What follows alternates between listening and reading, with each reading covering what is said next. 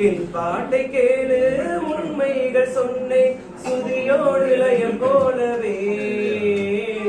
இணையாகும் துணையாகும் சம்சார சங்கீதமே வாலிபங்கள் ஓடும் வயதாக கூடும் ஆனாலும் அன்பு மாறாதது மாலையிடும் சொந்தம் முடி போட்ட பந்தம் பிரிவென்றும் சொல்லே அறியாதது அழகான மனைவி அன்பான துணைவி அமைந்தாலே பேரின்பமே மடி மீது துயில கலசங்கள் பயில மோகங்கள் ஆரம்பமே